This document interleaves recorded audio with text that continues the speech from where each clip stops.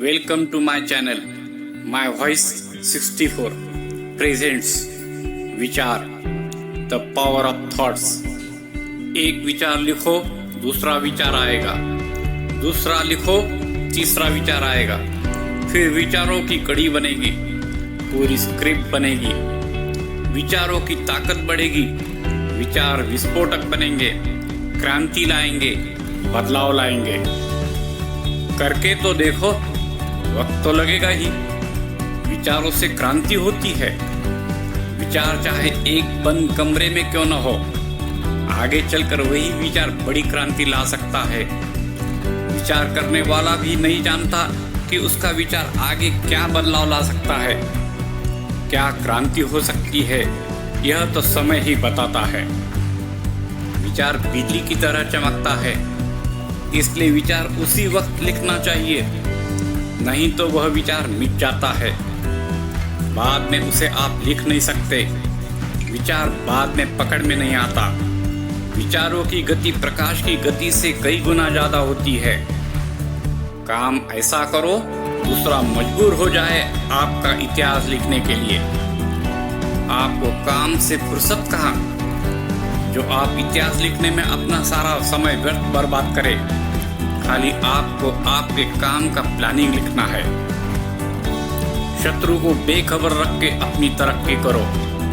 आपको पूरब जाना है तो पहले उत्तर की तरफ निकलो, बाद में पश्चिम की तरफ, फिर पूरब की तरफ जाओ। शत्रु को पता नहीं चलना चाहिए कि आप पूरब की तरफ जा रहे हैं या उत्तर की तरफ। कामयाबी का यही तरीका है। यह अनुभव की बात बता रहा हूँ। कामयाबी किसी को मत बताओ, दूसरा आपके काम का गुणगान गाएगा। इतिहास, बड़े बड़े लोगों ने इतिहास रचाया मगर लिखा नहीं।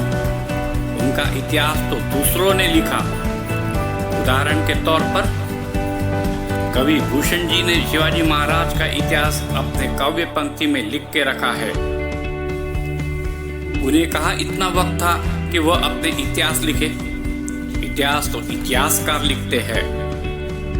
इतिहास बनाने वाले तो बस अपने काम पर फोकस करते हैं। तरक्की के रास्ते में बाधा डालने वाले बहुत सारे शत्रु मिलेंगे। हो सके तो उनसे दूर रहने की कोशिश करो। नहीं माने तो उन्हें ऐसा सबक सिखाओ कि वह आपकी तरफ पीछे मुड़ के भी ना देखे। एक शत्रु को सबक सिखाया तो 10 शत्रु भाग जाएंगे।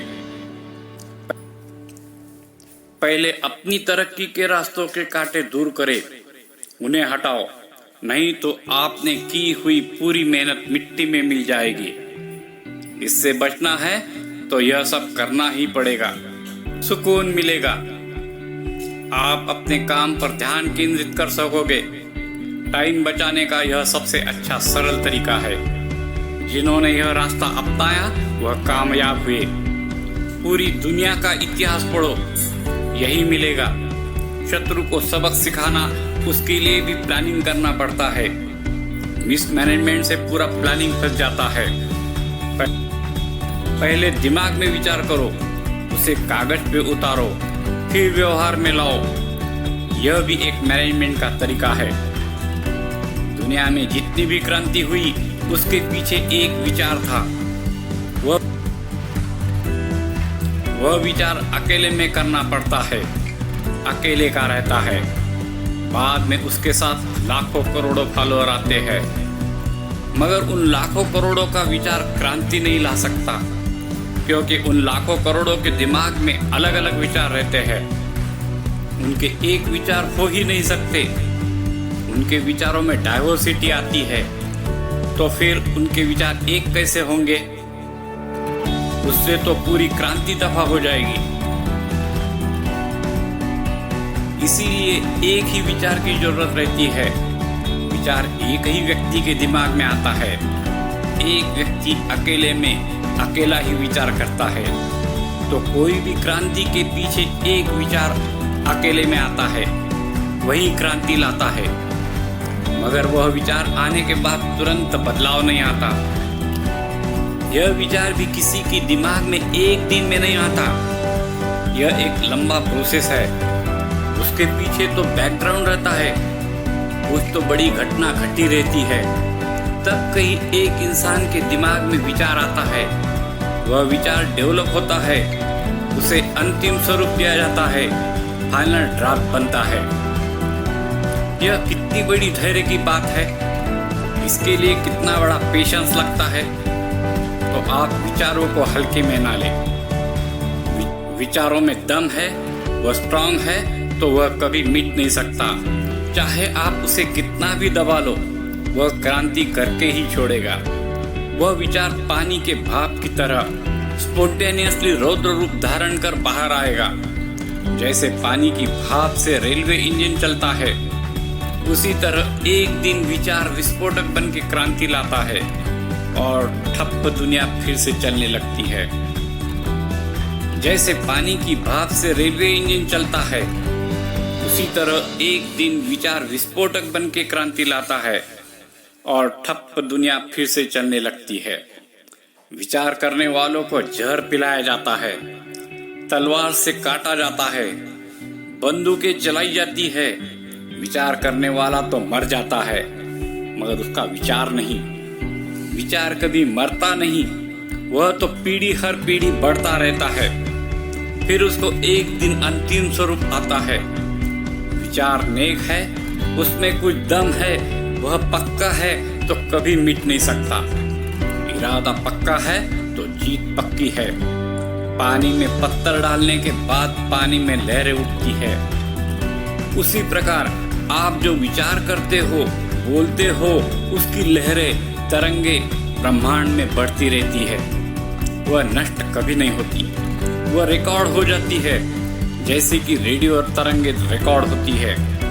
इसलिए सोच समझकर विचार करना चाहिए, बोलना चाहिए। कोई भी कर्म नष्ट नहीं होता। Any work cannot be destroyed, but it can be changed from one form to another form, and it is immortal. Like that, thoughts cannot be destroyed.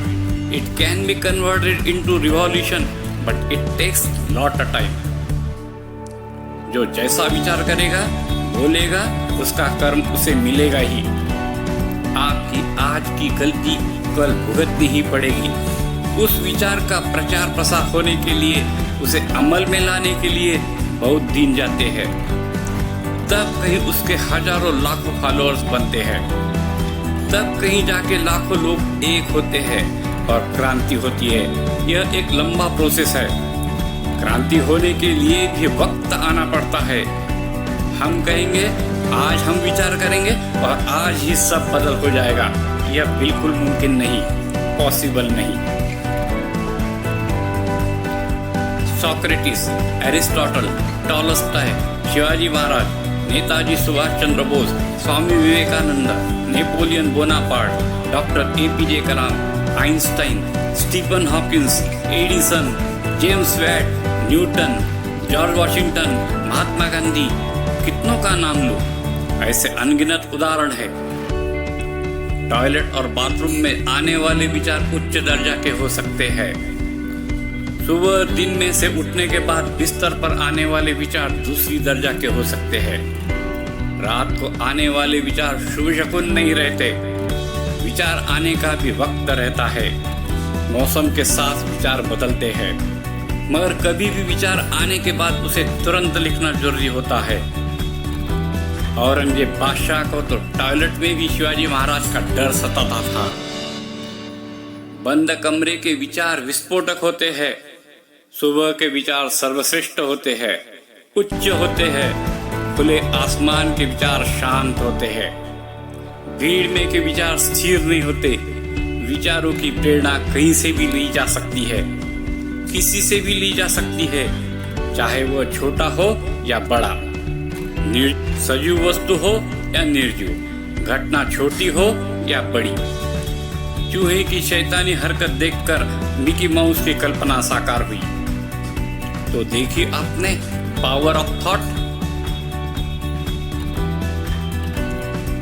अच्छी लगे तो चैनल को लाइक कीजिए, सब्सक्राइब कीजिए, दोस्तों में शेयर करें और कमेंट्स लिखिए। धन्यवाद।